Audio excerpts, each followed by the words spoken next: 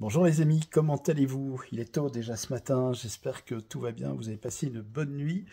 Petite vidéo réponse avant de partir bosser, tout simplement pour répondre à une question qui m'a été posée justement cette nuit concernant les pannes de courant en raison des conditions hivernales. C'est vrai qu'en Belgique, il y a eu pas mal de lignes qui ont cassé, soit parce que tout simplement de grosses branches d'arbres sur le poids de la neige se sont brisées et sont tombées sur les lignes arrachant et coupant les câbles, ou alors tout simplement les câbles eux-mêmes qui se sont cassés sous le poids de la neige.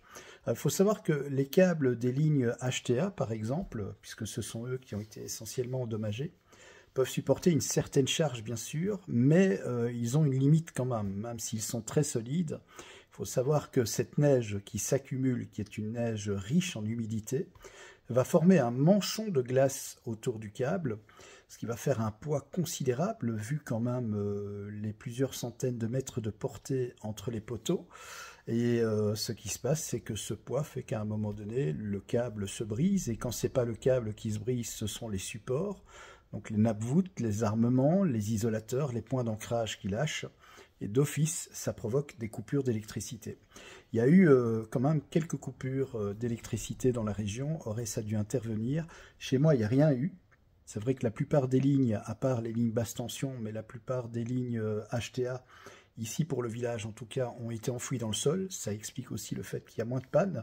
Il y a encore des lignes bien sûr aériennes, mais voilà l'explication. Si vous avez eu des pannes d'électricité ou que encore actuellement vous êtes sous groupe électrogène, eh bien, c'est tout simplement parce que le poids de la neige a brisé les lignes, ou tout simplement, si la ligne se trouve dans une zone boisée, eh bien, la rupture des arbres, des branches d'arbres qui tombent sur les fils arrache tout et ça provoque des pannes d'électricité.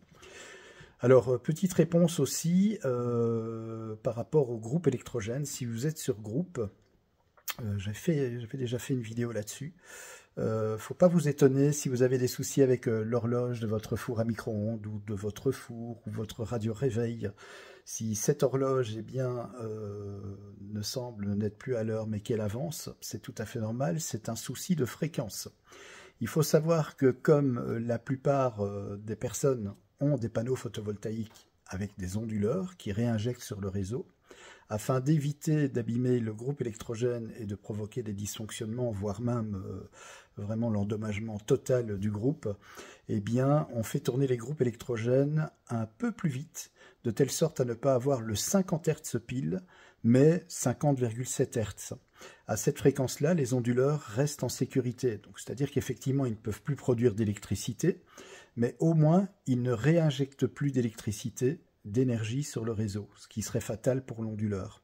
Voilà la raison pour laquelle, eh bien, si vous remarquez que vos horloges ne sont plus à l'heure, ne vous inquiétez pas, vos appareils ne sont absolument pas défectueux et la situation redeviendra normale une fois que le réseau aura été réparé et que vous serez à nouveau connecté au réseau belge à la fréquence 50 Hz. Donc c'est tout à fait normal.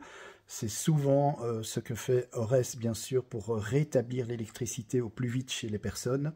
Il place des groupes électrogènes. C'est une sorte de rustine, si vous voulez, qui permet de réalimenter rapidement les personnes en électricité, à condition bien sûr aussi que le réseau basse tension n'ait pas subi de dommages. Mais en général, les tresses basse tension supportent très très bien la neige, et quand bien même s'il y a des supports ou des attaches qui cassent sous le poids de la neige, en général, les coupures sont assez rares sur ce type de câble. Il peut y en avoir, bien sûr, mais c'est assez rare. Donc c'est pour ça qu'ils alimentent via des groupes électrogènes. Et si vous avez ce phénomène-là, vous inquiétez pas, vos appareils ne sont pas défectueux. Et je vous rassure, ça ne risque rien, que ce soit pour vos ordinateurs, que ce soit pour votre téléviseur ou autre appareil, votre box Internet. Il n'y a absolument aucun problème. Si la fréquence est légèrement plus élevée, ça ne va finalement rien changer pour ces appareils-là et à leur fonctionnement.